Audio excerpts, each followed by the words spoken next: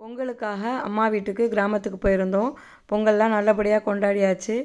பலா பிஞ்சு பறிக்கலாம் அப்படின்னு சொல்லிட்டு தோட்டத்துக்கு போனோம். இங்கே இருக்க மரங்கள் எல்லாமே 60-70 வருஷத்து மரங்கள். எங்கள் தாத்தா காலத்தில் வச்சது, அப்பாலாம் பராமரித்தது. இந்த மரங்கள்லாம் பழங்கள் ரொம்ப சுவையாக இருக்கும். தண்ணி வசதி இந்த ஏரியாவில் ரொம்ப நல்லாயிருக்கும், காவிரி ஓரத்தில் இருக்கிறதுனால. இப்போ பலா பிஞ்சாக இருக்குது. நானும் ஹஸ்பண்டும் தான் போய் இந்த பலா பிஞ்சு பறிக்கலான்ட்டு போனோம். எனக்கு 2ம் எங்கள் அண்ணிக்கு 2ம் பறிச்சுட்டு வந்தோம். இதில் நம்ம பலா பிஞ்சில் வறுவல் செஞ்சால் ரொம்ப நல்லாயிருக்கும், வறுத்தோன்னா ரொம்ப நல்லாயிருக்கும். அது மட்டன் மாதிரி இருக்கும். அதே மாதிரி இதில் பொடி மாசும் செய்வாங்க, அதுவும் ரொம்ப நல்லாயிருக்கும்.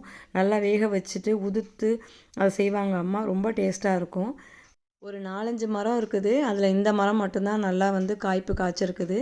மீதி மரம் இனிமே தான் பிஞ்சு விடும்னு நினைக்கிறோம். இதில் பாருங்கள் பிஞ்சு எவ்வளோ சின்னதாக இருக்குதுன்னு. அடுத்த வீடியோவில் பார்ப்போம். பை.